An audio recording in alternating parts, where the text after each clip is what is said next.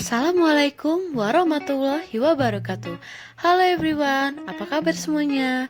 Kembali lagi bersama Miss Dia di materi selanjutnya. Hari ini kita akan belajar mengenai materi iklan, slogan, dan poster. Indikator pencapaian kompetensi dalam mempelajari materi mengenai iklan, slogan, dan poster adalah sebagai berikut. Yang pertama, memahami pengertian teks iklan, slogan, dan poster. Yang kedua, mengidentifikasi isi dan unsur-unsur yang terdapat pada iklan, slogan, dan poster. Yang ketiga, membedakan unsur-unsur iklan, slogan, dan poster. Materi yang akan kita bahas pertama adalah pengertian iklan, slogan, dan poster. Iklan adalah pesan yang ingin disampaikan kepada orang lain yang bertujuan memberitahukan produk atau jasa yang dimiliki perusahaan sehingga orang yang melihat iklan tertarik dengan produk tersebut. Nah, iklan ini bisa kita temukan di televisi, radio, sosial media, dan lain-lain. Perhatikan contoh iklan berikut ini. Selanjutnya adalah slogan. Slogan adalah serangkaian kata-kata atau kalimat yang menarik serta mudah diingat oleh banyak orang dan biasanya dijadikan pelengkap pada iklan dan poster. Slogan dapat ditemukan di perpustakaan, di sekolah, di museum, dan lain-lain. Perhatikan contoh slogan berikut ini. Kemudian poster. Poster adalah media yang digunakan untuk memberikan informasi kepada orang lain dengan gambar dan tulisan serta dipasang di tempat umum yang mudah dijumpai banyak orang. Kita dapat menemukan poster itu di pasar, di toko elektronik, dan lain-lain. Perhatikan contoh poster berikut ini.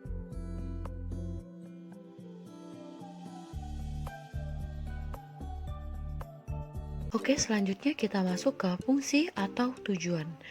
Tujuan iklan, slogan, ataupun poster sama saja, yaitu untuk membujuk khalayak berbuat sesuatu, entah membeli atau menurutinya. Iklan tidak hanya bertujuan untuk menawarkan produk, iklan juga berpengaruh dalam membentuk gaya hidup, kebiasaan, selera, dan jati diri seseorang dan masyarakat. Oke, berikut adalah tujuan atau fungsi iklan. Yang pertama ada fungsi informasional. Nah, iklan memberitahukan kepada konsumen tentang karakteristik suatu produk, juga berbagai manfaat yang mereka peroleh. Kemudian yang kedua, fungsi transformasional. Iklan berusaha untuk mengubah sikap-sikap yang dimiliki oleh konsumen terhadap merek, pola-pola belanja, gaya hidup, dan teknik mencapai sukses. Jika persamaan iklan, slogan, dan poster terletak pada tujuannya, maka ada beberapa perbedaan antara iklan, slogan, dan poster. Oke, kita simak terlebih dahulu penjelasan berikut ini. Berikut perbedaan antara iklan, slogan, dan poster. Iklan merupakan teks persuasif yang memadukan unsur gambar dengan kata-kata, unsur gerak, dan suara. Slogan merupakan teks persuasi yang mengutamakan unsur kata-kata. Sedangkan poster merupakan teks persuasi yang mengutamakan kekuatan gambar dan kata-kata dipajang di tempat-tempat umum.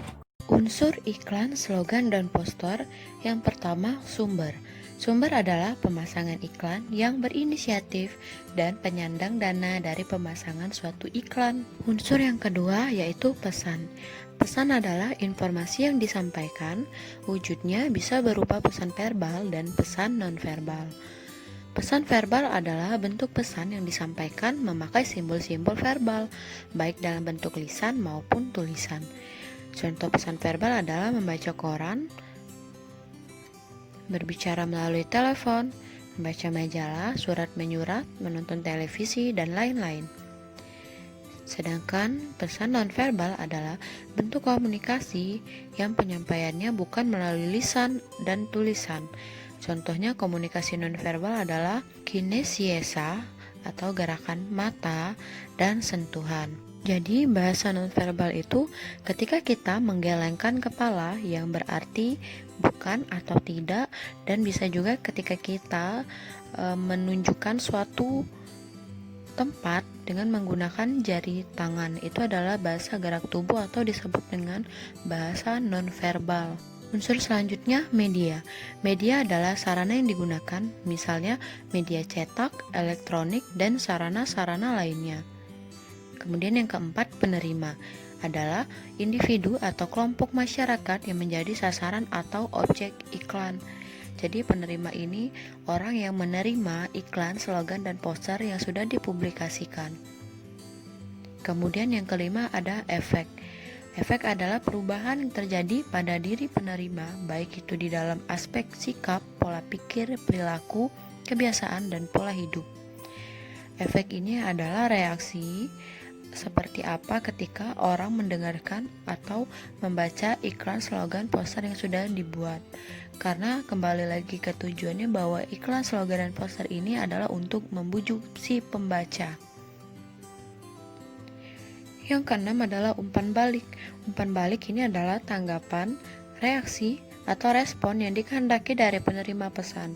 Misalnya dengan membeli produk yang ditawarkan dan menolak pemakaian narkoba. Unsur iklan, slogan, dan poster. Iklan memiliki gambar, kata, gerak, suara, dan video. Slogan meliputi kata atau kalimat yang menarik dan terdapat suara. Kemudian poster terdapat unsur gambar dan gerak. Demikianlah materi hari ini, semoga bermanfaat dan tunggu materi pada video selanjutnya ya. Wassalamualaikum warahmatullahi wabarakatuh.